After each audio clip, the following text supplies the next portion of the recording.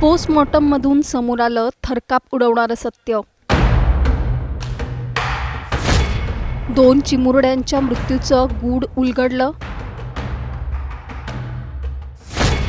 नांदेड शिक्षक मृत्यू प्रकरणात धक्कादायक ट्विस्ट.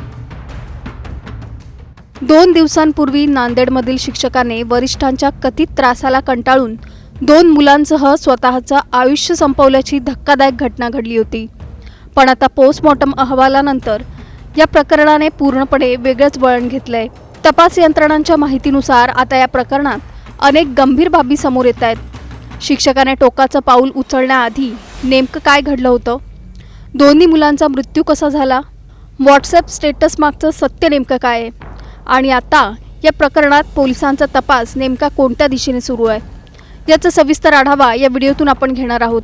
त्यासाठी हा व्हिडिओ शेवटपर्यंत पहा आणि टाइम्स नाऊ मराठीला लाईक, फॉलो आणि सबस्क्राईब करा.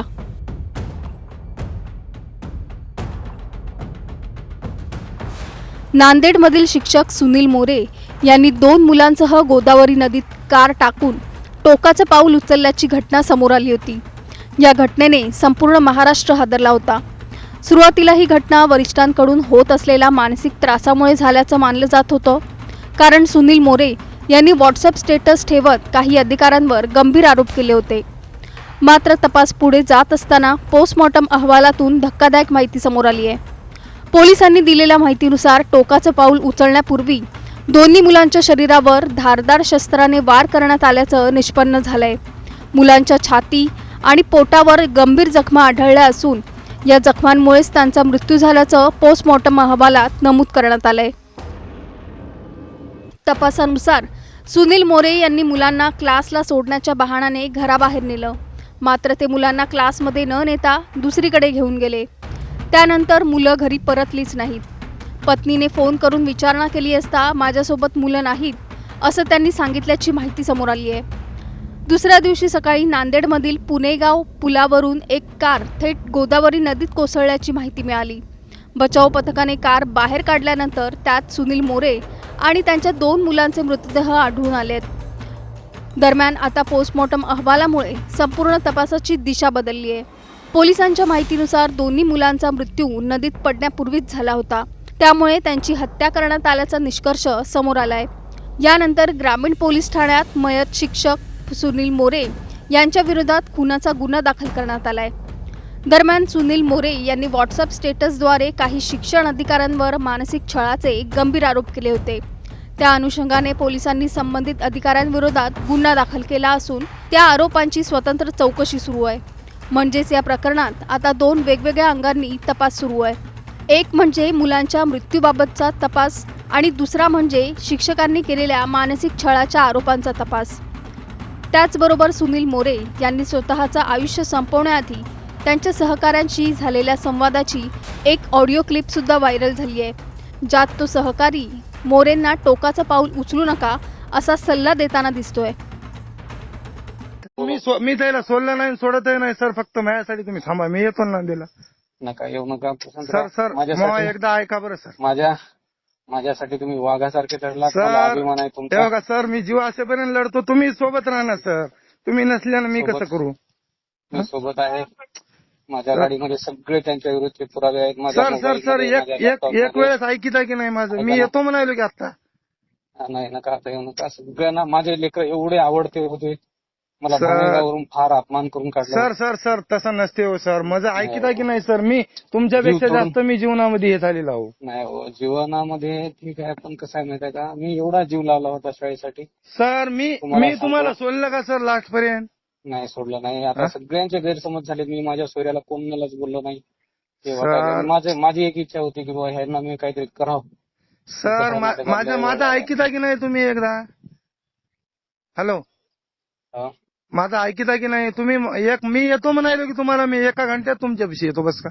नका नका. हॅलो, माझ्या जवळ नका सर. माझं ऐका ना तुम्ही. असे गलत निर्णय काही कामाचे नसते सर. चुकीच्या याच्यात माणूस कसं होते.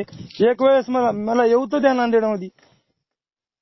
हॅलो, तुम्ही येऊ नका, माझं ऐका सर. मग ऐका एकदा. काम करा, माझ्या लॅपटॉप मध्ये, माझ्या मोबाईल मध्ये सगळे त्यांच्या विरोधात सर तुम्ही हे माझ्याजवळ निर्णय, यादी सर मी काय म्हणालो, आपण त्यांना- लढूच ना हो, मी सगळं गाव घेऊन येतो तुमच्यासाठी. आहे. ते फार मोठे आहे, तो लढायला फार मोठे आहे. अहो त्याला किती तुमच्या मोठे जवळ- राहू द्या ना सर, याच्या आपल्या गावापेक्षा मोठे थोडे जातात ते, किती मोठे असले तर. आता मी किती दिवस झालं लढायलो सर, मला सांगा, मला किती त्रास व्हायला मला माहित आहे, पण असं हे केल्यानं जमत नाही सर. एक वेळेस ऐका, मी येतो 1 ते 1.5 घंट्यामध्ये. आता- आपण हॅलो नाही मी नाही. Okay sir.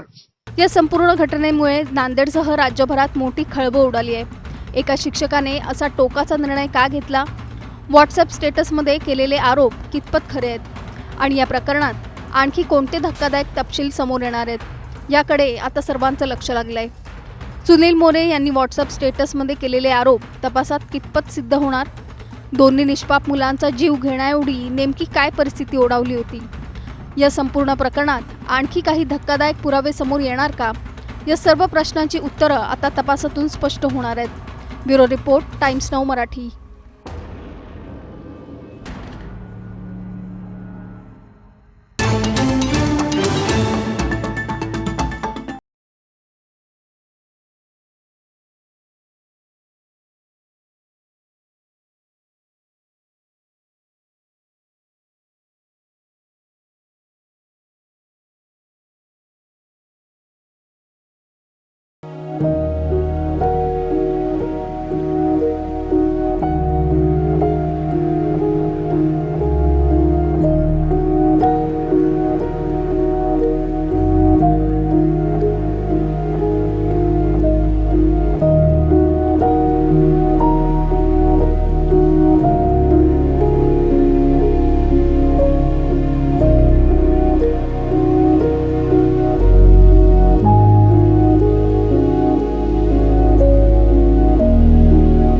जिल्हा आपत्ती प्रशासन नांदेड जिल्हा यांच्याकडून एक डिझास्टर घडल्याची घटनेचा एक कॉल आलेला होता.